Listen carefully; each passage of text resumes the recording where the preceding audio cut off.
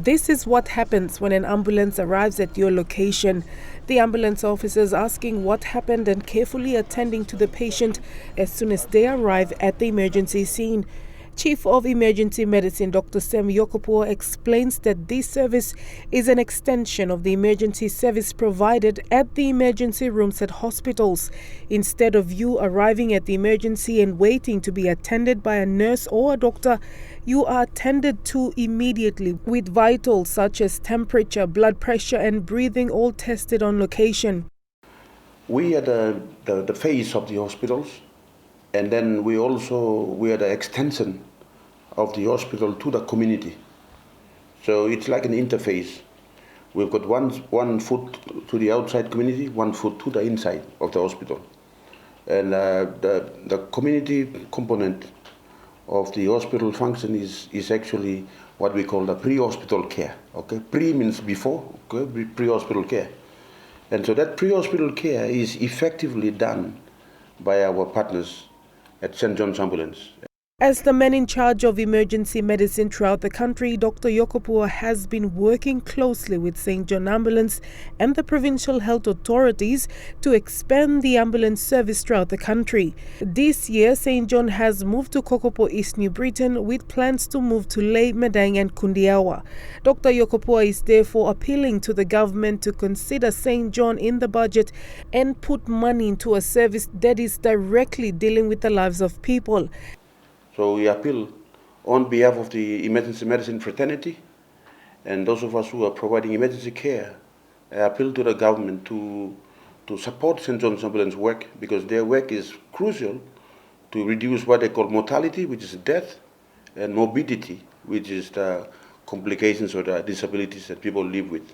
St. John Ambulance has been operating in NCD and Central Province for a while, with the National Capital District Commission committing a few thousand kinas every year for Port Moresby residents.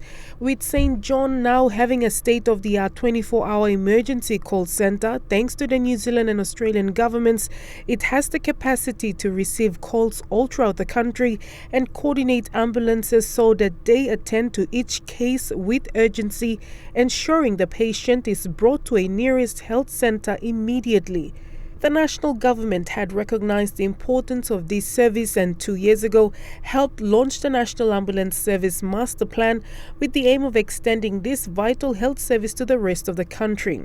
Just like the fire service, which is in 10 provinces, and just like the police force, which is all over the country. St. John PNG is a statutory organisation enacted by an Act of Parliament, the St. John Council Incorporation Act of 1976. It is simply a government institution operating as a charity organisation because, unlike other emergency services such as the fire service and police, St. John does not get direct funding from the government. In most recent years, though, with support from private sector and donor aids, the ambulance service has been able to offer quality, timely and affordable service to the public.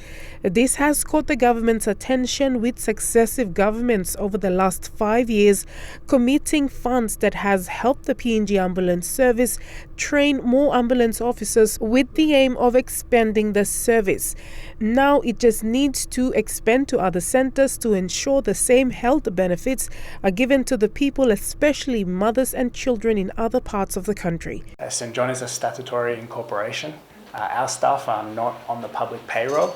Our operating bills like power and water are not paid directly by the Department of Finance. And so that's why the amount of money we ask for might seem large, but when you compare that to the cost of all the other government departments, their budget looks small because a lot of their overheads are covered by other bodies. It's to do with preserving of lives and prevention of further complications directly to human subjects.